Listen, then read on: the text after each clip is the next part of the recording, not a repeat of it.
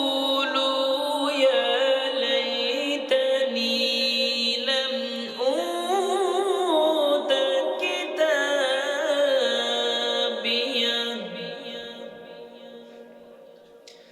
ولم أدر ما حسابيه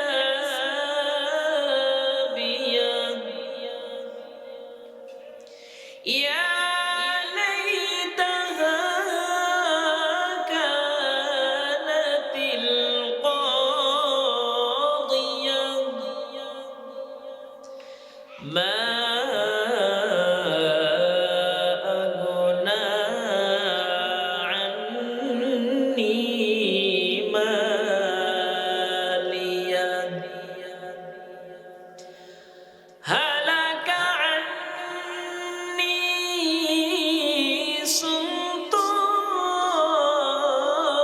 سلطانيه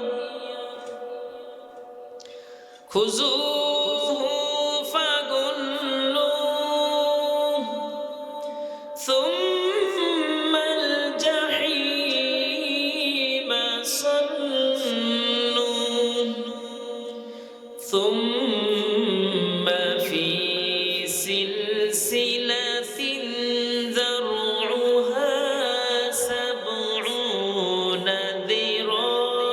ذراعا فاسلكوه إنه كان لا يؤمن بالله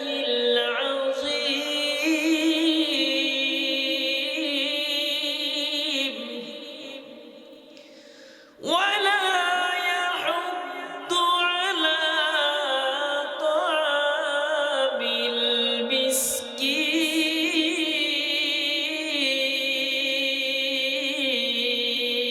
المسكين وعن أبي هريرة رضي الله عنه قال قال رسول الله صلى الله عليه وسلم 7 يظلهم الله في ظله يوم لا ظل إلا ظله إمام عادل وشاب نشأ في عبادة الله ورجل قلبه معلق بالمسجد إذا خرج منه حتى يعود إليه ورجلان تحبا في الله اجتمعا عليه وتفرقا عليه ورجل ذكر الله خاليا ففاضت عيناه ورجل دعوته امرأة ذات حسب وجمال فقال إني أخاف الله ورجل تصدق بصدقة فأخفاها حتى لا تعلم شماله ما تنفق يمينه متفق عليه وقال إذن إن الله وملائكته يصلون على النبي يا أيها الذين آمنوا صلوا عليه وسلموا تسليما اللهم صل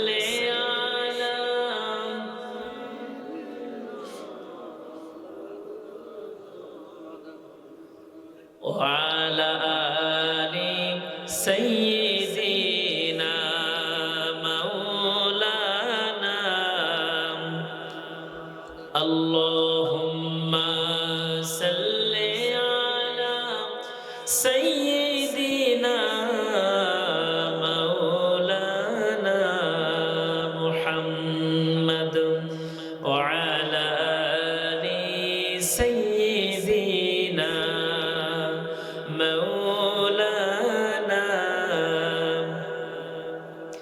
এখনো যারা পাইনি দাওয়া কোরআনের এই মাহফিলে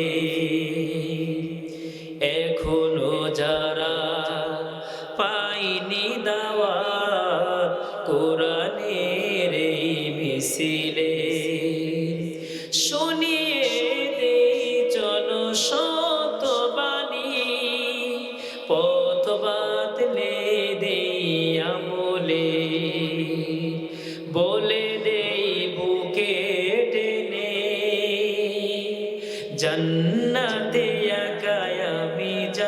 না তো ভাই, তোমাকেও জান্নাতি দলে নিতে চাই। জান্নাতে একাই আমি যাব না তো ভাই, তোমাকেও জান্নাতি দলে নিতে চাই। সালাতে আসো যদি প্রতি আজানে, জেনে রেখো এলে তুমি ফুল বাগানে। সালাতে আসো যদি প্রতি আজানে, জেনে রেখো এলে তুমি ফুল বাগানে। যে বাগের রহম সুরে হই রোশনাই, শুধু তাই, শুধু তাই, আহা শুধু তাই, তোমাকেও সে মিছিলে স্বাগত জানাই। জান্নাতে একাই আমি যাব না তো ভাই, তোমাকেও জান্নাতি দলে নিতে চাই। সাথী হলে তুমি কামাতে দিনে, আল্লাহর রঙে হবে দুনিয়া রঙিন। আসবে আবার রাশেদার যুগ, আসবে আবার রাশেদার যুগ। মাজলুম ফিরে পাবে রহমের দিন। এই পথ আল্লাহর রাসূলের পথ, যেই পথে সর্বদা থাকে রহমত। প্রাণে প্রাণে নাজাতের বাজবে শানাই, প্রাণে প্রাণে নাজাতের বাজবে শানাই। শুধু তাই, শুধু তাই, আহা শুধু তাই, তোমাকে সে দলে শামিল করতে চাই। তোমাকে সে দলে স্বাগত জানাই। জান্নাতে একাই আমি যাব না তো ভাই, তোমাকেও জান্নাতি দলে নিতে চাই। লা ইলাহা, আরো জোরে লা ইলাহা, লা ইলাহা ইল্লাল্লাহু মুহাম্মাদুর রাসূলুল্লাহ। সকলে বলি সাল্লাল্লাহু আলাইহি ওয়াসাল্লাম। ঐতিহ্যবাহী খাসকামার মাঝের পাড়া বাইতুল মামুর জামে মসজিদ প্রাঙ্গণে আয়োজিত তাফসীরুল কোরআন মাহফিল 2026। আজকে মাহফিলের সম্মানিত সুযোগ্য সভাপতি, আমাদের অত্যন্ত প্রিয়ভাজন ব্যক্তিত্ব জনাব মোহাম্মদ শফিকুল ইসলাম সাহেব, অ্যাডভোকেট, জজ কোর্ট, সাতক্ষীরা। আজকে মাহফিলের প্রধান আকর্ষণ বিশিষ্ট আলেমে দ্বীন, বিশিষ্ট ওয়াইজিন, যার রচনা সুন্দরবন থেকে বান্দরবন, বাংলার অলিগলি পেরিয়ে ইউটিউবের মাধ্যমে সারা বিশ্বের বুকে ছড়িয়ে পড়েছে। বিশিষ্ট আলেমে দ্বীন, বিশিষ্ট ওয়াইজিন, হাফেজ হযরত মাওলানা সাইফুল্লাহ সিদ্দিকী। আজকে বিশেষ বক্তা খাসকামার মাঝের পাড়া বাইতুল মামুর জামে মসজিদের সুযোগ্য ইমাম, বিশিষ্ট আলেমে দ্বীন, হাফেজ মাওলানা ইরশাদুল ইসলাম, তরুণ উদীয়মান বক্তা, এবং অত্র মাহফিলের সম্মানিত ভাই পরিচালক জনাব মোহাম্মদ আব্দুল আলিম, সহকারী অধ্যাপক, সীমান্ত আদর্শ কলেজ, সাতক্ষীরা, এবং অত্র মসজিদের সম্মানিত সুযোগ্য সভাপতি, সেক্রেটারি, অন্যান্য সদস্যবৃন্দ, আমাদের অত্র এলাকার অসংখ্য আলেম ওলামা, মসজিদের ইমামগণ, বিশেষ করে তরুণ উদীয়মান বক্তা, বিশিষ্ট আলেমে দ্বীন, বিশিষ্ট ওয়াইজিন, যার আলোচনায় মুগ্ধ হই আমরা। আমার অত্যন্ত স্নেহভাজন হাফেজ মাওলানা আমিনুর রহমান বহেরা সহ অত্র এলাকার অনেক শ্রদ্ধার মুরব্বী, সমবয়স্ক যুবক ভাইরা, কুচিকাচা মাসুম বাচ্চারা, এবং পাশে বসা আছেন আমার স্কুলের সাথী, আমার বন্ধু জনাব মোহাম্মদ আসাফুর রহমান সহ মঞ্চে বসা অন্যান্য অতিথিবৃন্দ, এবং পর্দার আড়ালে আমার সম্মানিতা মা এবং বোনেরা, সকলকে আন্তরিক সালাম এবং শুভেচ্ছা জানাচ্ছি। আসসালামু আলাইকুম ওয়া রাহমাতুল্লাহি ওয়া বারাকাতুহু। শুকরিয়া সে আল্লাহ সুবহানাহু ওয়া তাআলার দরবারে যে মহান মালিক আমাদেরকে আজ কোরআন শোনার জন্য কোরআনের এই সুন্দর পরিবেশে আল্লাহ পাক আমাদেরকে আসার বসার মতো সুযোগ এবং তৌফিক দান করেছেন। আমরা সমস্যারে শুকরিয়া জ্ঞাপন করি, বলি আলহামদুলিল্লাহ। আর একটু জোরে আলহামদুলিল্লাহ। লিল্লাহি তাকবীর,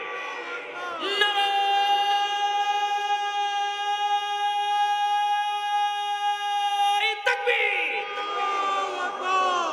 আমরা এই সাথে সাথে হৃদয়ের সবটুকু ভালোবাসা উজাড় করে দিয়ে দরদ ভরা কণ্ঠে দুরূদ ও সালাম জানাই বিশ্ব সভার সভাপতি, বিশ্ব মানবতার মুক্তির একমাত্র দিশারি, যার সিল মোহর ছাড়া কোন মানুষের পক্ষে জান্নাতে যাবার সুযোগ নাই, সেই মায়ের নবীর সামনে আমরা সকলেই বলি সাল্লাল্লাহু আলাইহি ওয়াসাল্লাম।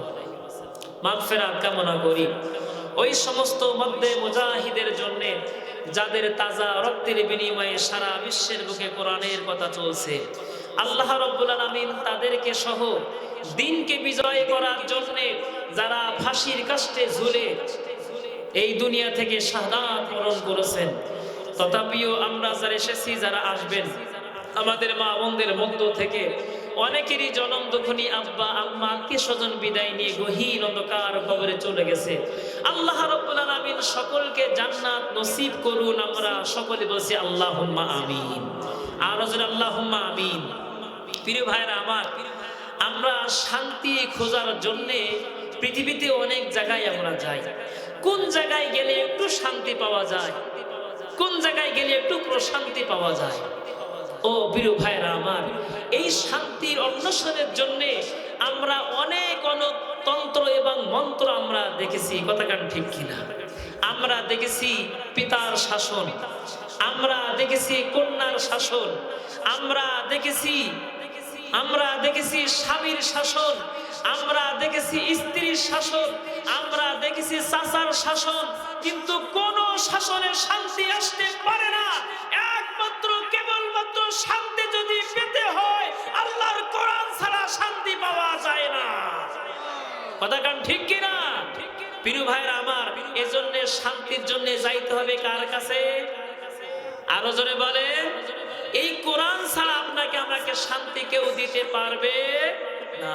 প্রিয় ভাইরা আমার, এই শান্তি যদি আপনি আমি না পাই, তাহলে পরকালে কি হবে, সেদিন কি অবস্থা হবে, সেই সম্পর্কিত কয়েকটি আয়াত আমি আপনাদের খেদমতে তেলাওয়াত করেছি। 29 নম্বর পারা, সূরা আল হাক্কা, মাক্কি সূরা। এই সূরাটা থেকে আমি আপনাদের খেদমতে কয়েকটা আয়াত তেলাওয়াত করেছি এবং নবী করিম সাল্লাল্লাহু আলাইহি ওয়াসাল্লামের মুখ নিঃসৃত অসংখ্য হাদিস থেকে মুত্তাফাকুন আলাই, অর্থাৎ যে হাদিসগুলো বুখারী এবং মুসলিম এই দুই হাদিসের মধ্যে গ্রহণ করা হয়েছে। বুখারী শরীফের 660 নম্বর এবং মুসলিম শরীফের 1031 নম্বর, এই দুইটা হাদিসের সমন্বয়ে একটি হাদিস আমি তেলাওয়াত করেছি। এই তেলাওয়াতের কৃত আয়াতগুলো এবং হাদিসের আলোকে আমরা আলোচনা রেখে ইতি করতে চাই। ওমা তাওফীকি ইল্লা বিল্লাহ, আলাইহি তাওয়াক্কালতু ওয়া ইলাইহি উনীব। প্রিয় উপস্থিতি আমার, চলে আসুন সরাসরি আমরা আয়াতের দিকে, আলোচনার দিকে চলে যাই। আউযু বিল্লাহি মিনাশ শাইতানির রাজীম। বিসমিল্লাহির রাহমানির রাহিম। ওয়া كتابه بشمالي فيقول يا ليتني لم أوت كتابيه।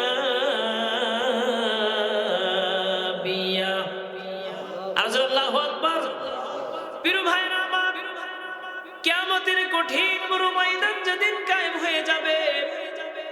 মানুষ দুই দলে বিভক্ত হয়ে যাবে, কেউ ডানের দল আর কেউ, কথা বলেন, বামের দল। আমরা কোন দলে থাকতে চাই? এটা দুহাত তুলে বলেন, কোন দলে থাকতে চাই? ডাইনপন্থী।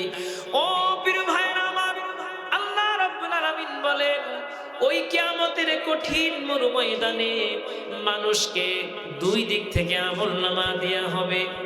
সম্মানিত যারা নেককার পরহেজগার, যারা সুসম্মানে, তাদেরকে সামনে থেকে আহলান সাহলান করে ডান হাতে আমলনামা দেয়া হবে। অপরদিকে যেই ব্যক্তি বদকার, যেই ব্যক্তি আল্লাহর দ্রোহী, খোদার দ্রোহী, কোরআন থেকে দিন থেকে পিছিয়ে ছিল, কোরআন মানেনি, জীবনে কোরআন ধারণ করেনি, এই ব্যক্তির আমলনামা দেয়া হবে পিছন দিক থেকে, তারা বাম হাতে। কোন হাতে? বাম হাতে। প্রিয় ভাইরা আমার, বাম হাতে পিছন দিক থেকে কেন দেয়া হবে? এই ব্যক্তিকে আমলনামা দেওয়ার জন্য যখন বাম হাতে দেওয়ার জন্য যখন বাম হাত বাড়াও বলা হবে, বাম হাতে আমলনামা গ্রহণ করবে না। আমলনামা গ্রহণ না করার কারণে এই হাতটা আস্তে আস্তে করে গোটাইতে থাকবে। হাত আস্তে আস্তে করে গোটাইতে গোটাইতে সে যখন তার পেটের কাছে যখন তারা হাতখানা নিয়ে চলে আসবে, তখনও আমলনামা খানা হাতের মধ্যে দেওয়ার জন্য তার কাছে নিয়ে যাওয়া হবে। আমলনামা সে বাম হাতে নিবেই না। আমলনামা সে জানে বাম হাতে যদি একবার নেওয়া হয় জাহান্নাম ছাড়া কোনো উপায় নাই। ওই মানুষটি বাম হাতে আমলনামা নিবে না। আমলনামা না নেওয়ার কারণে আস্তে আস্তে করে এই হাতখানা পেটের মধ্যে ঢুকে চলে যাবে, নিজের অজান্তে, কখন না জানি পেটখানা ছিদ্র হয়ে পিছন দিক থেকে, পিঠের দিক থেকে হাতখানা বের হয়ে যাবে। পিছন দিকে হাতখানা বের হয়ে যাওয়ার পরে পিছন দিকে লাঞ্ছনা সহকারে তার আমলনামা খানা বাম হাতের মধ্যে দিয়ে হবে। প্রিয় ভাইরা আমার, এজন্য আল্লাহ রাব্বুল আলামিন বলেন ওয়া আম্মা মান উতিয়া কিতাবাহু বিশিমালি। যখন কোন ব্যক্তির পিছন দিক থেকে তার বাম হাতে আমলনামা যখন দেয়া হবে, আমলনামা পাওয়ার পরে ওই ব্যক্তি তখন বলবে ফায়াকুলু ইয়া লাইতানি লাম উতা কিতাবিয়া। আল্লাহু আকবার। ওই ব্যক্তি বলবে ফায়াকুলু ইয়া লাইতানি, হায়রে আফসোস, হায়রে আফসোস, বড় নসিব আমার মন্দ, বড় নসিব আমার খারাপ। ফায়াকুলু, আফসোস করে বলবে ইয়া লাইতানি, হায়রে আফসোস, লাম উতা কিতাবিয়া, আজকে যদি আমার আমলনামা আমারে যদি আজকে না দেয়া হতো তাহলে কতই না আজ আমার জন্যই ভালো হতো। যদি আমি আমার আমলনামা হাতের মধ্যে না পেতাম, আজকে আমলনামা থেকে যদি আমি দূরে থাকতাম তাহলে আমার জন্য কতই না ভালো হতো। প্রিয় ভাইরা আমার, ওই দিন আফসোস করে লাভ কি হবে? আরো জোরে বলেন। এখন আমলনামা পেতে চাই কোন হাতে? আরো জোরে। ডাইন হাতে পেতে গেলে বাম হাতের কাজ করে কি পাওয়া যাবে? আরো জোরে বলেন। আমরা দুনিয়ায় বাম হাতি খুব পারদর্শী, বাম পথে চলি, আবার আশা আকাঙ্ক্ষাও করি জান্নাত তো আমি পাবো। কথা বলেন না কেন? যখন চলি, যখন কথা বলি, যখন আপনার রায়, আপনার আমার ম্যান্ডেট যখন আমরা মারি, বাম পক্ষে মারি, আর আল্লাহর কাছে বলি আল্লাহ তুমি আমারে জান্নাত দিও। জান্নাত এত সহজ? মামার বাড়ির ডাল মামির কাছে চাইলাম আর দুই উকড়া আপনার পাতে ঢেলে দিল। জান্নাত এত কঠিন, জান্নাত এত সহজ নয়, জান্নাত হলো অনেক কঠিন। কথা কান ঠিক কিনা? প্রিয় ভাইরা আমার, এবার ওই ব্যক্তি বলবেন ওয়ালাম আদরি মা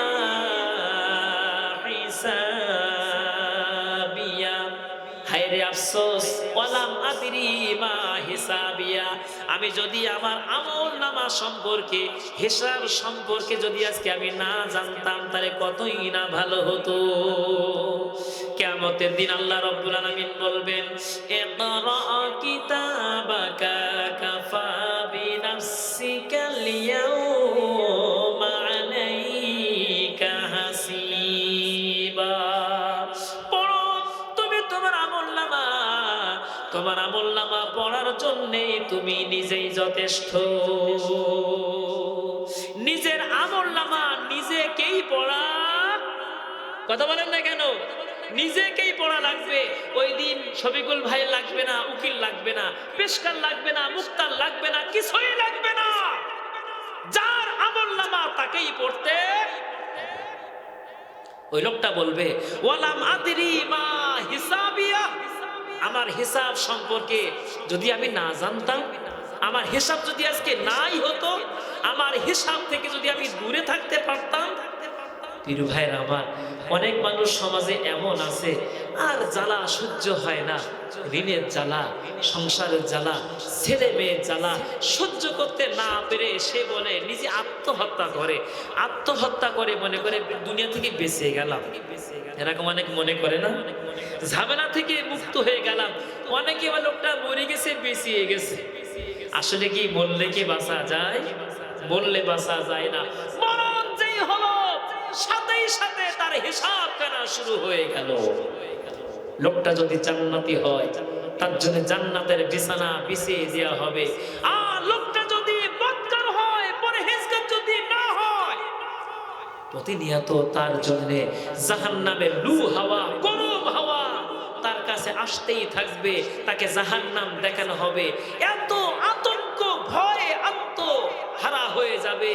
লোকটা শুধু তার কলিজা খানা, তার জীবন খানা মুখে চলে আসবে, কিন্তু লা ইয়ামুতু ফিহা লা ইয়ামুতু ওয়ালা ইয়াহইয়া, নতুন করে আর কোনো হায়াতও পাবে না, নতুন করে আর জীবিত সে হবে না, মরবেও না, বাঁচবেও না। প্রিয় ভাইয়েরা আমার, সেই দিন বলবে হায় রে আফসোস, যদি আমার এই আমলনামা, আমার এই হিসাব যদি আমাকে না দেয়া লাগতো। প্রিয় ভাইয়েরা আমার, এবার আল্লাহ রাব্বুল আলামিন বলবেন ইয়া লাইতাহা কানাতিল কাদিয়া মা আগনা আন্নি মালিয়া, আফসোস করে বলবে হায় রে আফসোস, আমার কি হলো, কোন পথে আমি ছিলাম, আমার তো জীবন শেষ হয়ে গেল। ইয়া লাইতাহা কানাতিল কাদিয়া মা আগনা আন্নি মালিয়া, কইসে আমার মাল, কইসে আমার সম্পদ। দুনিয়ার সম্পদ জোগাড় করার জন্য হারাম হালাল আমি বেঁচে চলিনি। হারাম হোক আর হালাল হোক আমি পাপ পরোয়া করিনি। আমি শুধু আয় করেছি আর আয় করেছি। কিভাবে আমি আমার পকেটকে ভরবো? সেটা হারাম পথে উপার্জন হচ্ছে। আপনার খারাপ জিনিস বিক্রি করে আমি আমার এই পকেটটা ভরতেছি, না ভালো জিনিস বিক্রি করে পকেট ভরছি, এইটা দেখার আমার কোনো স্বাদ হয়নি, এইটা দেখার কোনো সুযোগ আমার হয়নি। আমি শুধু সম্পদ তৈরি করেছিলাম, আমি অহরহ সম্পদ তৈরি করার জন্যই ব্যস্ত ছিলাম। কই সে সম্পদ? ওয়ালাম মা আগনা আন্নি মালিয়া, আমার এই সম্পদ, আমার এই মাল আমার তো কোনো কাজে আসলো না, সব তো শেষ হয়ে গেল। এবার বলবে হালাকা আন্নি সুলতানিয়া, হায় রে আফসোস, হালাক হয়ে গেছে, শেষ হয়ে গেছে। আন্নি সুলতানিয়া, পৃথিবীতে আমার রাজত্ব ছিল, চেয়ার ছিল, ক্ষমতা ছিল, আমার দাপট ছিল, আমার একটা হ্যালো ফোনে একটা থানা কম্প হয়ে যেত, আমার একটা ফোনে একটা এলাকা কম্পিত হয়ে যেত। হালাকা শেষ হয়ে গেছে। আন্নি সুলতানিয়া, আমার রাজত্ব, আমার চেয়ার তো আমার কোনো কাজে আসলো না। কই সে আমার কই গেল আমার সেই অর্থ করি, কই গেল আমার বাহাদুরি? আমার বাহাদুরি শেষ, আমার সম্পদ শেষ, আমার কোনো কিছু কাজে লাগলো না। এবার আল্লাহ রাব্বুল আলামিন বলবেন, খুযুহু ফাগুল্লু, খুজ, ওকে ধরো, ফাগুল্লুহু, ওকে বেড়ি পড়াও। এবার আল্লাহ পাক ফেরেশতাদেরকে দিয়ে খুজহু, তাকে ধরা হবে, তার হাতের মধ্যে, তার গলার ভিতরে, তার পায়ের ভিতরে বেড়ি পরিয়ে দেওয়া হবে, শিকল পরিয়ে দেওয়া হবে। এরপর আল্লাহ রাব্বুল আলামিন বলেন, সুম্মাল মাসাল্লু, অতঃপর তাকে জাহান্নামে ফেলাও, জাহান্নামে নিক্ষেপ করো। সুম্মা ফি সিলসিলাতিন জারউহা সাবউনা যিরাআন ফাসলুকু, এবার 70 গজ শিকল দিয়ে তাকে বেঁধে ফেলা হবে। একটা শিকল হবে, সারা পৃথিবীর সমস্ত লোহাগুলো যদি এক জায়গায় করা হয়, এই লোহাগুলো এক জায়গায় করার পর একটা শিকলের আংটা হবে, একটা শিকলের আংটা হবে। তাহলে কি পরিমাণ লম্বা শিকল দিয়ে এই মানুষটাকে বেঁধে ফেলা হবে, মানুষটাকে তাকে আটকে রাখা হবে, মানুষটাকে বেঁধে ফেলা হবে। প্রিয় ভাইরা আমার, এরপরে ওই ব্যক্তি যখন জাহান্নামের কাছে নিয়ে যাওয়া হবে, জাহান্নামে টকবক করা ফোঁটা আগুন, লোকটার দেখে তার কলিজাখানা মুখের মধ্যে চলে আসবে। টকবক করে আগুন দাও দাও করে ফুটতেছে। এই জাহান্নামের পাশে যাওয়ার পরে ওই ব্যক্তি তখন বলবে, হায় রে আফসোস, দুনিয়ায় আমি কি করেছি, 60-70 বছর আমি পেয়ে জাহান্নামের পথে আমি আমার জীবনটাকে ধাবিত করে দিয়েছি। হালাকান্নি সুলতানিয়া, আমার ক্ষমতা শেষ হয়ে গেছে, আমার রাজত্ব শেষ হয়ে গেছে, আমার অর্থকড়ি শেষ হয়ে গেছে, সব কিছু শেষ হয়ে গেছে। আমি তো নিঃস্ব হয়ে গেলাম, আমি তো একাকিত্ব হয়ে গেলাম, আমার তো জাহান্নামে যাওয়া ছাড়া কোনো উপায় থাকলো না। ওই ব্যক্তি তখন আফসোস করে করে তার জীবনটা বের করতে চাইবে। শুধু তাই না, ওই ব্যক্তি তখন কি করবে? ওই ব্যক্তি তখন নিজের হাত নিজের দাঁত দিয়ে সে কামড়াইয়ে তার চামড়াগুলো ছিঁড়তে থাকবে আর বলবে, হায় রে আফসোস, কি করলাম, জীবনটা আমি শেষ করে ফেললাম। প্রিয় ভাইরা আমার, ওই দিন জীবন শেষ করা চাইতে, ওই জাহান্নামে আগুনে যাওয়া চাইতে জান্নাতে যদি আমরা যেতে পারি, সেটা ভালো কি মন্দ? কথা বলেন, ভালো। সুতরাং সে সম্পর্কে আমি আপনাদের খেদমতে একটা হাদিস তেলাওয়াত করেছি। কিয়ামতের কঠিন মরু ময়দান, অসংখ্য মানুষ যখন কিয়ামতের দিন উঠবে, ওই দিন মানুষ পানি আর পানি পানি পানি করে চিৎকার দিয়ে দিয়ে তারা জীবনটা বের হয়ে যাবে। আমার প্রিয় ভাই আলোচনা করছিলেন হাউজে কাউসার, ওই ব্যক্তি পেলাবে, ওই ব্যক্তি পান করতে পারবে। দুনিয়ায় যে আল্লাহর দ্বীনের পথে চলেছে, আল্লাহর কোরআনের পথে চলেছে, জীবনটাকে আল্লাহর রঙে রঙিন করেছে। কথা গান ঠিক কিনা? কোনো ছায়া থাকবে না, কোনো আশ্রয় নাই, কোনো আশ্রয় নাই, শুধুমাত্র কেবলমাত্র একটি ছায়া, একটি মাত্র আশ্রয়, একটি মাত্র আপনার শামিয়ানা। সেই শামিয়ানাটা শুধু গাছের নয়, কোনো পাতার নয়, কৃত্রিম কোনো শামিয়ানা নয়, সেটা হলো আল্লাহ রাব্বুল আলামিন আরশের ছায়া। সুবহানাল্লাহ। এই আরশের ছায়ায় ওই দিন কঠিন মরু ময়দানে এক না দুই না আল্লাহ রাব্বুল আলামিন 7 শ্রেণীর ব্যক্তিকে আল্লাহ রাব্বুল আলামিন ওই দিন আরশের নিচে ছায়া স্থান দান করবেন। কয় শ্রেণী? কথা বলেন, কয় শ্রেণী?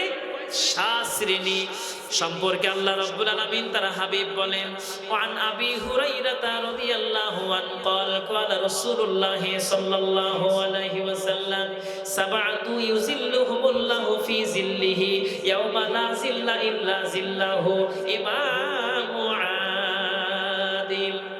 বিশিষ্ট সাহাবী হযরত আবু হুরায়রা রাদিয়াল্লাহু আনহু থেকে বর্ণিত, নবী করিম সাল্লাল্লাহু আলাইহি ওয়াসাল্লাম তিনি বলেছেন কিয়ামতের দিন 7 শ্রেণীর ব্যক্তি আল্লাহ রাব্বুল আলামিন আরশের নিচে ছায়া দান করবেন।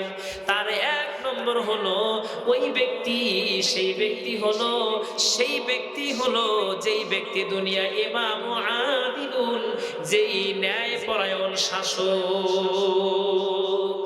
এই পৃথিবীতে যেই ব্যক্তি শাসন ক্ষমতায় গেছে, চেয়ারে গেছে, চেয়ার পেয়েছে, ক্ষমতা পেয়েছে, ক্ষমতা পাওয়ার পরে ন্যায় নীতি ভাবে দেশ পরিচালনা করেছে, চেয়ারের ক্ষমতা অনুযায়ী সত্য পথে ভালো পথে সে চালিয়েছে, এই ব্যক্তি ছাড়া ওই আরশের নিচে ছায়া পাবে না। বলেন সুবহানাল্লাহ। প্রিয় ভাইরা আমার, ন্যায় শাসকটা কি?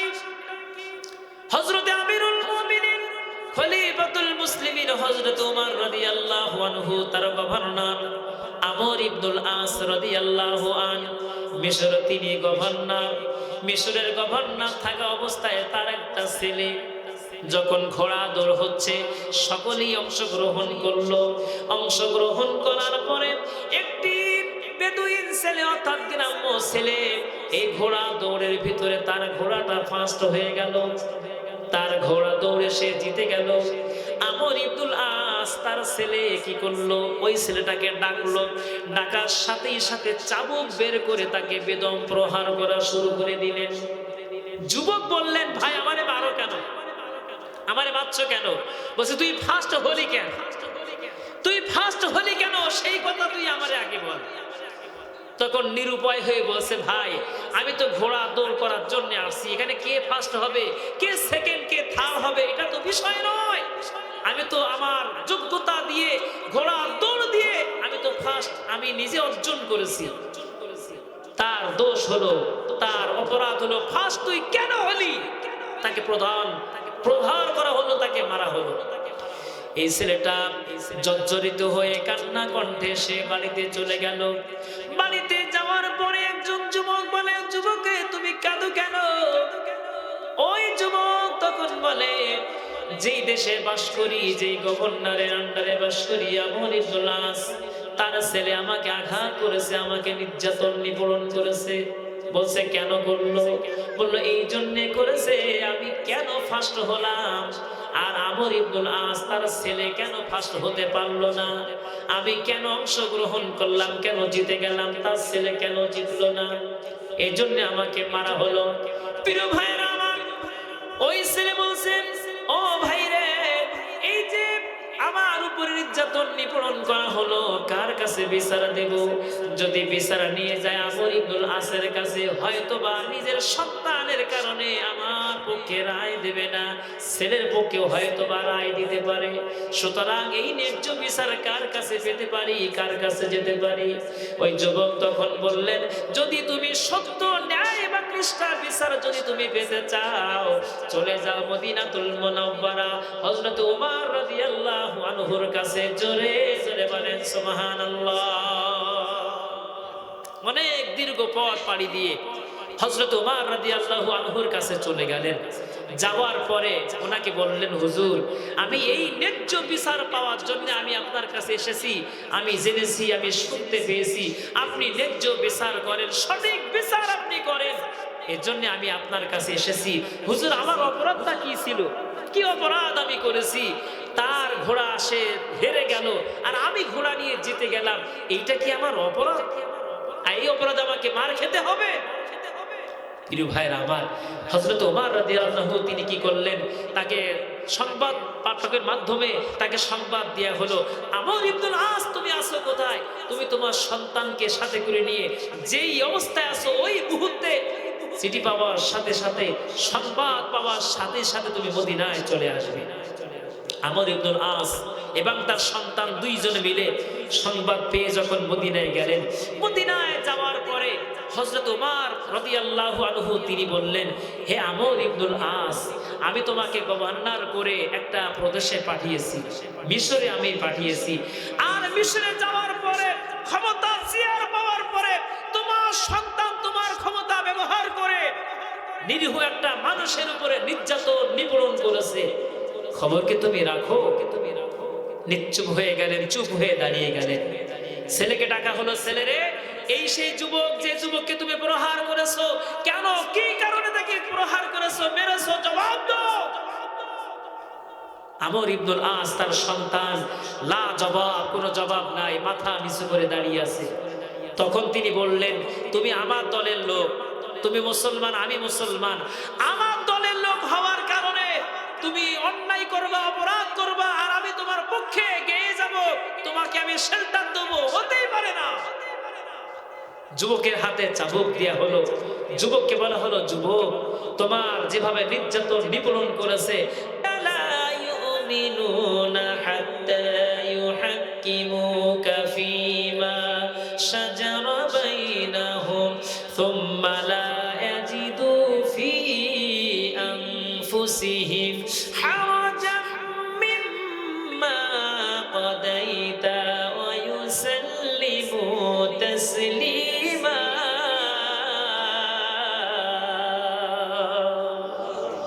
আপনারা জানেন ওমর রাদিয়াল্লাহু আনহুর ঘটনা।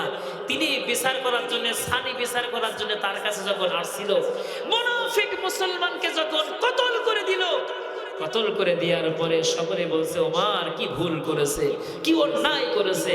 সাথে সাথে আল্লাহ রাব্বুল আলামিন এই আয়াত নাজিল করে দিয়ে ওমরকে বেকসুর খালাস করে দিয়েছিলেন, বলেন সুবহানাল্লাহ। সেই ওমরের কাছে, যেন কোনো ব্যক্তির কাছে নয়। হযরত ওমর বললেন, নাও চাবুক নাও, তাকে মারো। যখন চাবুক দিয়ে যে কয়টা বাড়ি তাকে মেরেছিল, সেই কয়টা বাড়ি তাকে শোধ করলেন, পরিশোধ করলেন। পরিশোধ করার পরে বলছেন, ছেলের বিচার হয়ে গেল, এবার আমর ইবনুল আস তুমি সামনে দাঁড়াও।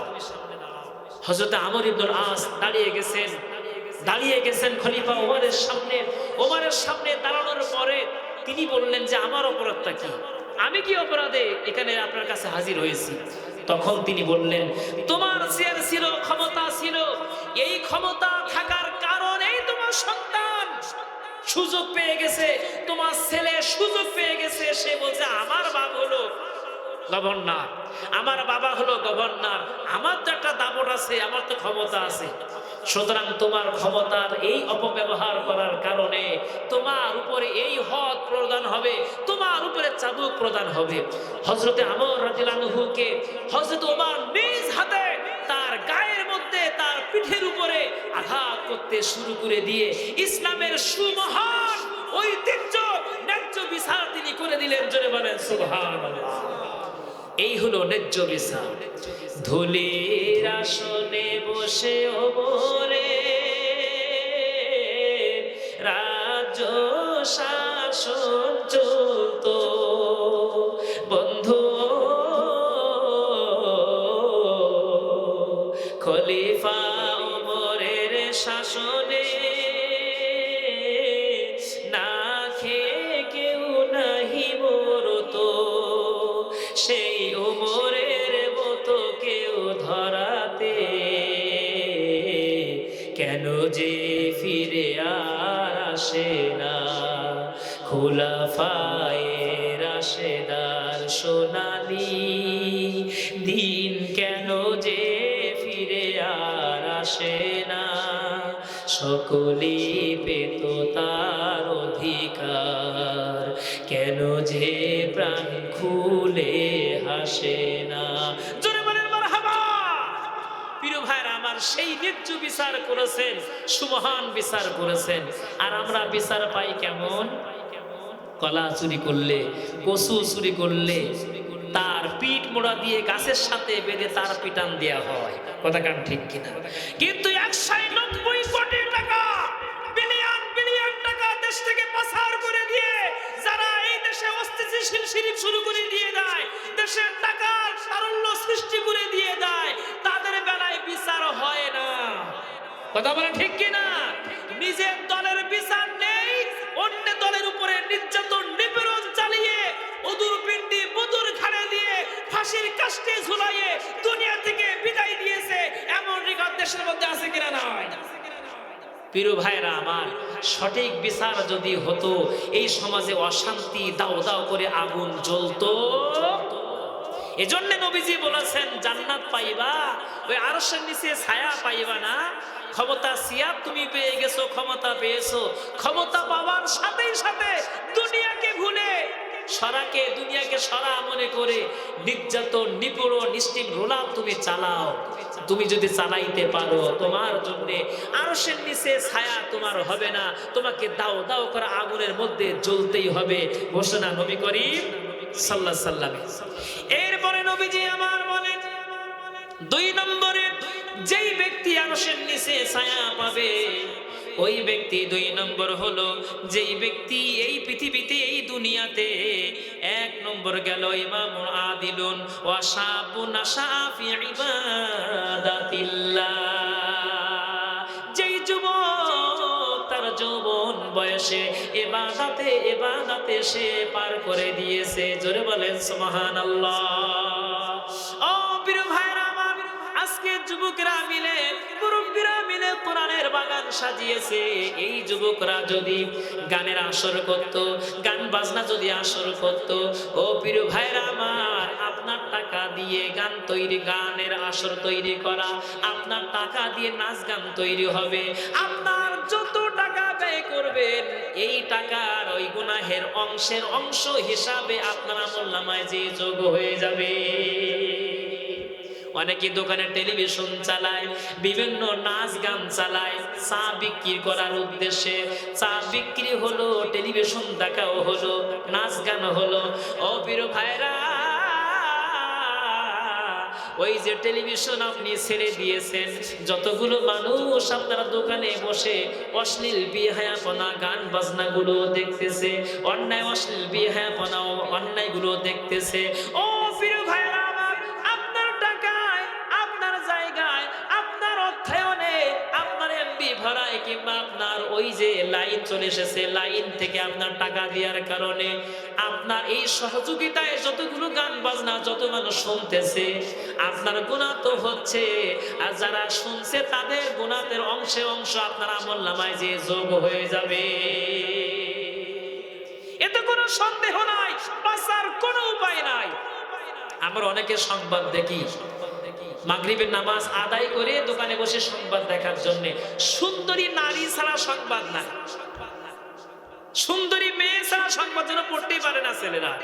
আর যদিও পড়ে, মাথার মধ্যে চুল আলগা, তারপরে তাদের ওড়না ভালো করে নাই, মাথার মধ্যে কাপড় নাই। আমরা তাহাজ্জুদ গুজারি মানুষ, আহারে ফিলিস্তিনি দেখো কত নির্যাতন নিপীড়ন করছে, আহারে ইরানের উপরে এই যে বোম ফেলালো, মিসাইল পড়লো, আমরা হাওতাত করছি। আর ওই সংবাদ শুনছি, আর সুন্দরী ওই নারীর দিকে তাকিয়েছি এক নজরে। আপনি মনে করছেন এই বাইরের মেয়েদের দিকে তাকালে গুনাহ হয়, আর টেলিভিশনের ওই যে সুন্দরী নারী তার দিকে দিকে সংবাদ আপনি দেখতেছেন, গুনাহ কি হবে না? কথা বলেন। ওই যে গুনাহ হচ্ছে, আর ওই অবস্থায় উযু করা লাগে না, এসে আবার ঈশার নামাজ পড়ে। এমন লোক আছে কিনা? না। প্রিয় ভাইরা আমার, এই যে চোখ সংযত করার জন্য আল্লাহ পাক বলেছেন সূরা নূরের ভিতরে, আকুল্লিল মুমিনিনা ইয়াগুদ্দু মিন আবসারিহিম। হে মুমিন পুরুষ, যদি তুমি মুমিন হও, তোমরা তোমাদের চোখ পর নারী থেকে নিম্নগামী করে রাখো। ওই পরের আয়াতে আল্লাহ পাক বলেন, আকুল্লিল মুমিনাতি ইয়াগুদ্দুনা মিন আবসারিহিন্না। হে মুমিনা নারী, যদি তুমি মুমিনা না হও, তাহলে পর পুরুষ থেকে তুমি তোমার চোখ নিম্নগামী করে রাখো। এই বিধান কার? আরো জোরে বলেন কার? আল্লাহই বলেন পুরুষরা মেয়েদের দিকে তাকাইও না, আর মেয়েরা পুরুষের দিকে তাকাইও না। আর আমরা এক নজরে তাকাই থাকি। অনেকে বলে হুজুর ওই একবার দেখা তো জায়েজ, তাই একবার কত সময় দেখতে হয়? একবার তাকায় থাকি মানে 10 মিনিট। প্রিয় ভাইরা আমার, আর কিয়ামতের দিন কঠিন মরু ময়দানে আমার মায়েরা যারা শুনছেন, চুল খুলে দিয়ে শ্যাম্পু লাগাইয়ে আপনি বিভিন্ন বাজারে, বিভিন্ন মার্কেটে, বিভিন্ন জায়গায় আপনি ঘুরতেছেন, সমস্ত পুরুষরা আপনার চেহারা সুরাত, আপনার চুলগুলো দেখছে। যতগুলো চুল আপনি পর পুরুষকে দেখাবেন, ততগুলো চুল বিষধর সাপ হয়ে আপনার গলার মধ্যে পেঁচাইয়ে আপনার মুখের মধ্যে দংশন করতে থাকবে। যদি এইটা বিশ্বাস করেন, চুল ঢাকতেই হবে।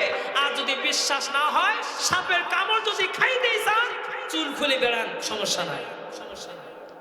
যে কথা বলতেছিলাম, যুবক ওই যুবক যে যুবক যৌবন বয়সে তার ইবাদত বন্দেগীর মধ্যে কাটায়, যৌবন বয়সের ইবাদত, আর বুড়ো হলে ৮০ বছর পার হয়ে গেছে, ৬০ বছর পার হয়ে গেছে, উজু হয়েছে, উজুর পর পরে আবার কি করে, আবার উজু করে। ভাই উজু করছেন কেন? ভাই উজু রাখতে পারছি না। আসরে নামাজ পড়তেছে ইমাম হয়ে, নামাজ পড়তে পড়তে আবার সিজদা দেওয়া শুরু করেছে। সিজদা দিচ্ছেন কেন? বলছে ভাই বলা যাবে না। বলছে কেন, একটু বলেন না। বলে হ্যাঁ, সালাম ফিরানোর আগে হালকা একটু বাইশ হয়ে গেছে, সালাম ফিরানোর আগে হালকা বাইশ হয়ে গেছে, এখন সিজদা দিয়ে ঠিক করছে।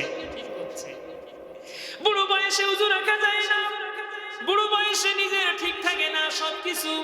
নামাজ কালাম পড়তে গেলে আলহামদুলিল্লাহি রাব্বিল আলামিন, গলার মুখের মধ্যে দাঁত নাই, না দাঁত না থাকার কারণে একটা মাখরাজ সঠিক করে উচ্চারণ হয় না। ও প্রিয় ভাইরা আমার, আজ আমাদের সমাজের মধ্যে অনেকে এমন আছে যৌবন বয়সে ভালো করে ঘুরে ঘুরে বেড়ায়, আর বলে একটু বুড়ো হই তারপরে হাতের মধ্যে নেব তসবিহ, মুখের মধ্যে রাখবো দাড়ি, মাথার মধ্যে টুপি, তারপরে পাঞ্জাবি, মসজিদ থেকে মোটেই সর্বনাশ। একজন যুবক জুমার দিন নামাজ পড়ার জন্য জুমার প্রথম যে ব্যক্তি প্রবেশ করে সেই ব্যক্তি কি পায়? একটা উট কুরবানির সওয়াব সেই ব্যক্তি পায়। এই লোকটা যখন মসজিদের মধ্যে যেই দেখে, ও আল্লাহ, আর এক মুরব্বি এসে হাজির। প্রথম সপ্তাহে হলো না, দ্বিতীয় সপ্তাহে আবার সবার আগে গিয়ে 11:30 সেই দিয়ে হাজির, যেটাকে আল্লাহ সেই যুবক সেই মুরব্বি আবার সামনে বসে। চিন্তা করলো বিষয়টা কি, এ কি আমার এই উটের সব কি নিতে দেবে না? পরের সপ্তাহে 10টার সময় যেয়ে হাজির, ও আল্লাহ, যেই দেখে সেই মুরব্বি আবার সামনে যেয়ে হাজির, তার আগে এসে হাজির।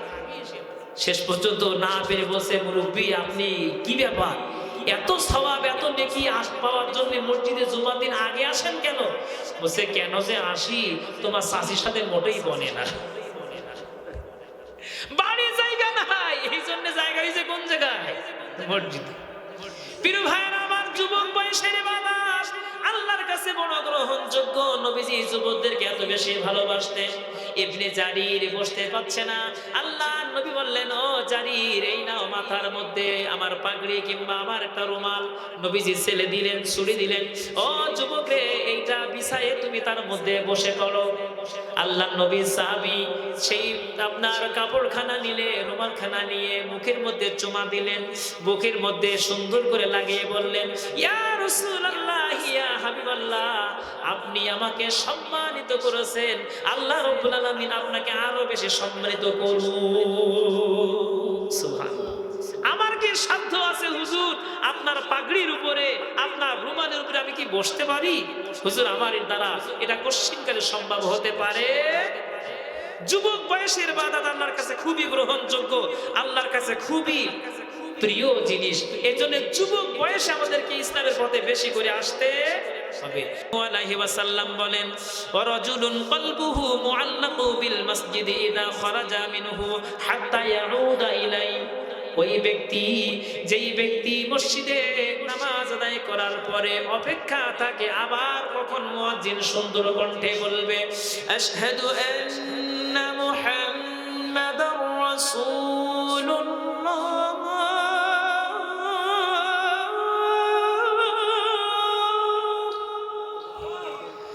আশহাদু আন্না মুহাম্মাদার রাসূলুল্লাহ,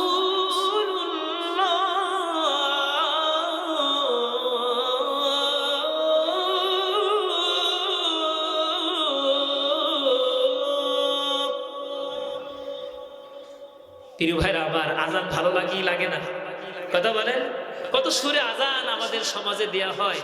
অনেকে গলায়, যাদের মুখে যাদের ধার নাই, তারা এক সুরে আজান দেয়। বুড়ো বয়সের একরকম আজান, তারপরে যৌবন বসা আর একরকম আজান। আমাদের গোলাম সরোয়ার সামনে আছে, সামনে প্রশংসা করা ঠিক নয়, তারপরও এই যে চলে গেল মাহে রমজান, সুললিত কণ্ঠে মসজিদ থেকে যত সুন্দর করে ইসলামী সঙ্গীত যখন বলতেন, নাতে রাসূল যখন বলতেন, দূর আরবের মরুর বুকে একটি ফোঁটা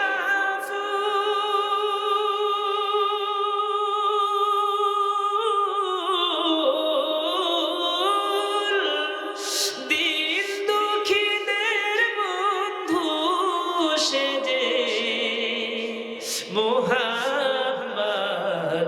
রাসূল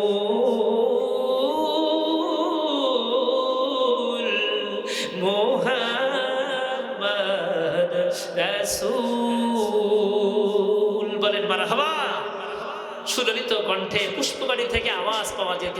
আমি মাঝে মাঝে ফোনও করতাম, আরেকটা বলো, আরেকটা বলো। আজান শুনতে, কিরাত শুনতে, গজল শুনতে আমাদের হৃদয়টা বাগবাগ হয়ে যেত। কথা কান ঠিক।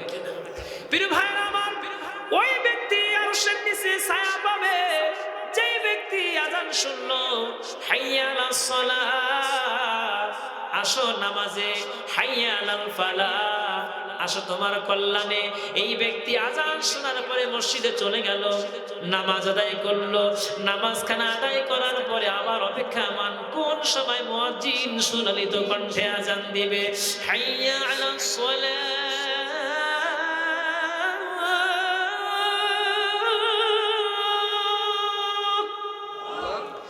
হাইয়া আলাস সালাহ।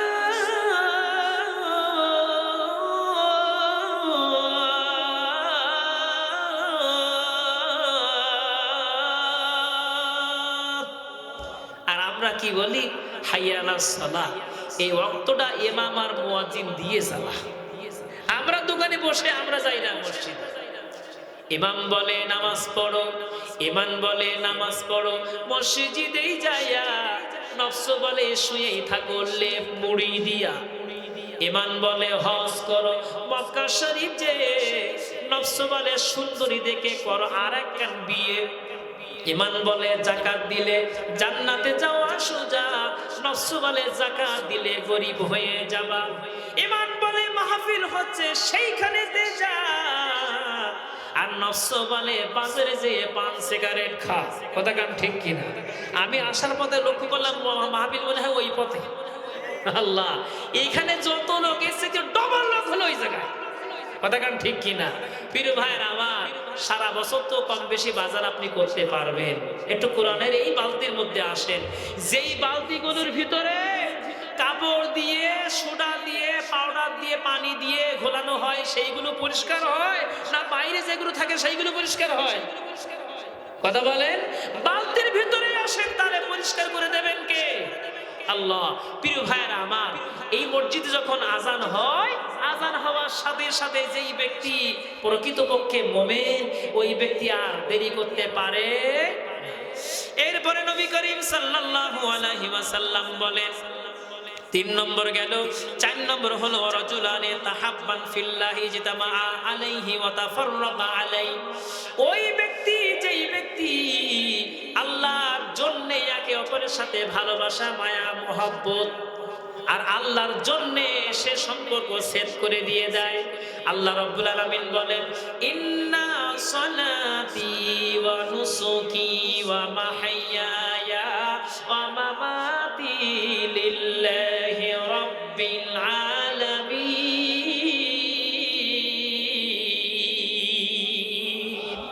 ইন্না সালাতি, নিশ্চয় আমার নামাজ, ওয়া নুসুকি, আমার কুরবানি, ওয়া মাহইয়ায়া, আমার বেঁচে থাকা, ওয়া মামাতি, আমার মৃত্যু হওয়া, লিল্লাহি রাব্বিল, কার জন্য? আল্লাহর জন্য। সুতরাং আপনার সাথে আমার ভালোবাসা আল্লাহর জন্য, আপনার সাথে আমার সম্পর্ক সেট করা সেটাও কার জন্য? আল্লাহর জন্য হতে হবে। এরপরে নবী করিম সাল্লাল্লাহু আলাইহি ওয়াসাল্লাম বলেন 5 নম্বর, ওয়ারাজুলুন যাকারাল্লাহ খালিয়ান ফাফাদাত আইনাহু।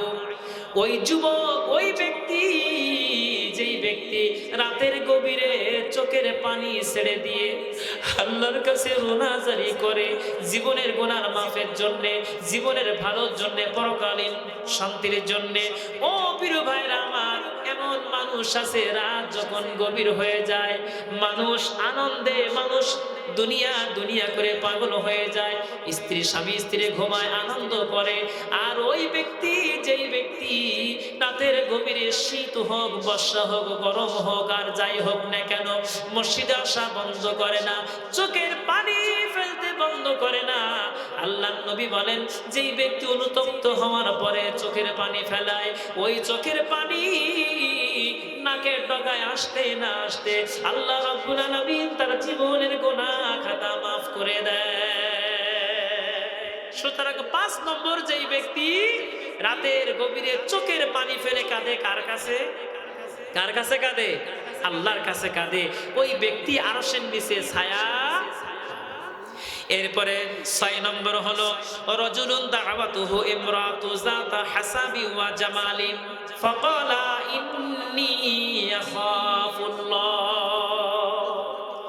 ওই ব্যক্তি, যেই ব্যক্তি সুন্দরী একটা নারী, সুন্দরী একটি মেয়ে তার কাছে এসএমএস করলো, তার কাছে ফোন দিল, ফোন দেওয়ার পরে নির্জনে তার কাছে পাওয়ার জন্য বড় ব্যস্ত। দাওয়াত পেয়েছে সুন্দরী নারীর পক্ষ থেকে, সুন্দরী নারী অফার পেয়েছে।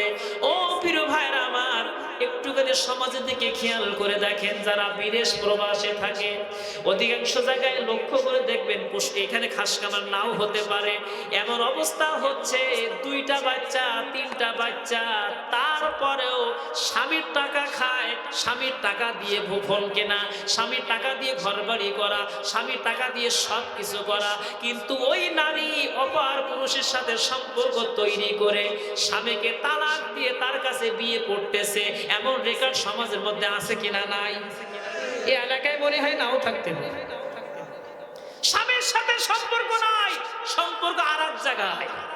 কথা বলেন ঠিক কিনা? প্রিয় ভাইয়েরা আমার, স্বামীর জন্যই আপনার সাজা, স্বামীর জন্য আপনার সাজুগুজু করা, কিন্তু স্বামীরে দেখায় না, দেখালে দেওরা। কথা বলেন ঠিক কিনা?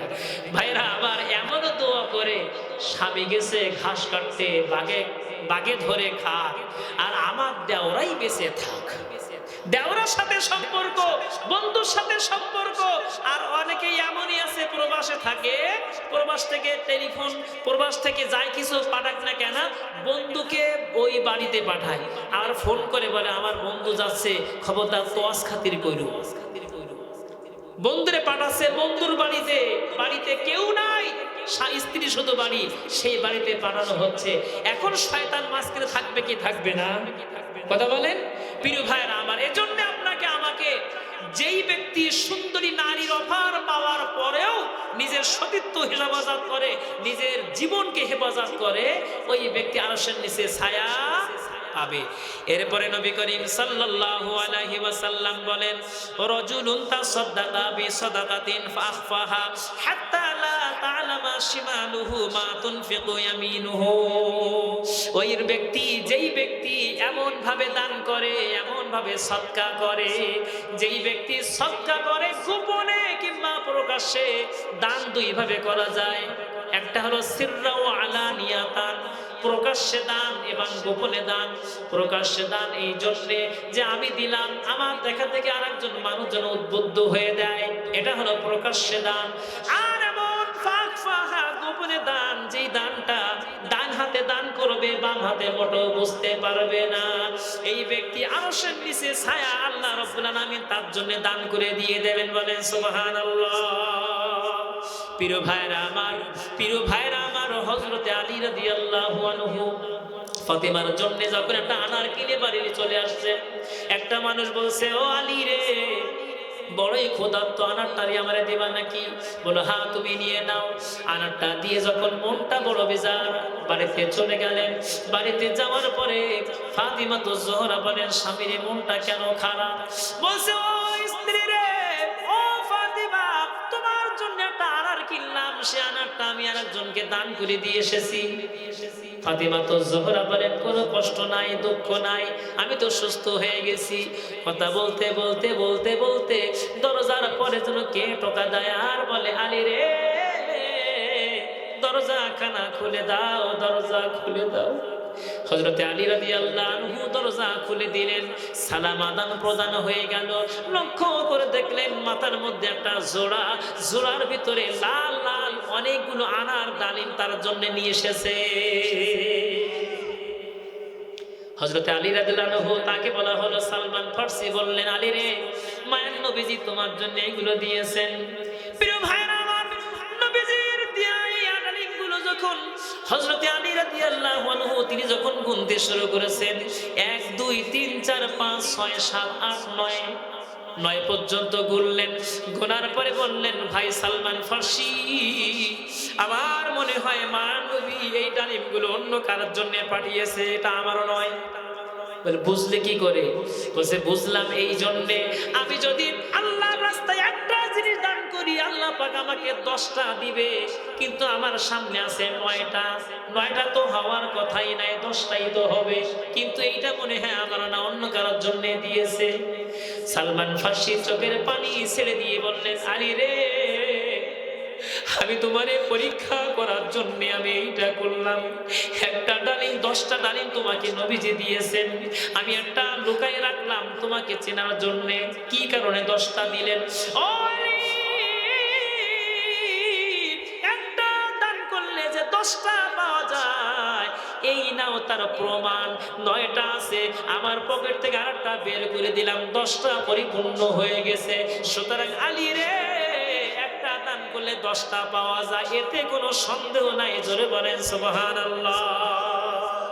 প্রিয় ভাইরা আমার, নবী করিম সাল্লাল্লাহু আলাইহি ওয়াসাল্লাম বলেন, এই 7 ব্যক্তি যারা আরশের নিচে ছায়া পাবে তারা। প্রিয় ভাইরা আমার, অনেকের মা নাই, অনেকের আব্বা নাই। আমি আমার আব্বাকে হারিয়ে ফেলেছি, জনম দুঃখী আব্বা দুনিয়ায় নাই। এমন মানুষ, অধিকাংশ মানুষ, পরিচিত মানুষ, অনেকের আব্বা নাই, মা নাই। আমার মাবুদ স্যার, আমি লক্ষ্য করে দেখতাম আব্দুর রহিম হুজুর, শামজাদ হুজুরের সাথে যখন কোরআন তেলাওয়াত করার জন্য খাসকাবারে আসতাম, সুললিত কণ্ঠে আমার আব্দুর রহিম হুজুর তেলাওয়াত করতেন, শামজাদ হুজুর তেলাওয়াত করতেন, আমারও মাইক দিতেন। মাইকগুলো দেওয়ার পরে যখন তেলাওয়াত করতাম, আমি লক্ষ্য করে দেখতাম চাচিমা কোরআন তেলাওয়াত শোনার জন্য বাড়ির কাজগুলো বাদ রেখে কোরআন তেলাওয়াত শোনার জন্য ব্যাকুল হয়ে যেত। এই জনম দুঃখী মা, জনম দুঃখী আব্বা অনেকের নাই। বাড়িতে যখন ফিরি, ঘরের বারান্দায় আব্বা থাকতেন, বলতেন আব্দুল সাত্তার রে, এত রাত কেন হলো বাবা, কোথায় ছিলি? বলতো আব্বা মাহফিলে গিয়েছিলাম, অমুক জায়গায় গিয়েছিলাম। তারপরে ঘুমাতেন। আল্লাহ বাড়িতে ফিরি, জনম দুঃখী আব্বা নাই, আর ডাকার মতো কেউ নাই। জনম দুঃখী আব্বা হারা, মা হারা। আমার মায়েরা বোনেরা অনেকেই আছেন, সেই কতদিন হলো 36 বছর 30 বছর পার হয়ে গেছে, আব্বাকে রেখে এসেছেন, মাকে রেখে এসেছেন, আব্বা মাকে রেখে এসেছেন। আর কোনোদিন দেখা সাক্ষাৎ তেমন হয় না। সন্তানের জন্য, সংসারের জন্য যেতেও পারেন না। বিয়ে যেদিন হয়েছিল, বাবা নিজেকে বারবার লুকাচ্ছিল, মেয়ের সামনে কেমন করে আমি হাসিনা দেব। যখন সবাই মিলে বাবাকে নিয়ে আসা হলো, 18 বছর বয়স মেয়ে, 20 বছর বয়স মেয়ে, বাবার গলা জড়াই ধরে হাও মাও করে কেঁদে বলেছিল, আব্বা জান তোমারে রেখে শ্বশুর বাড়িতে যাই, বাবা আমার জন্য দোয়া করে দিও।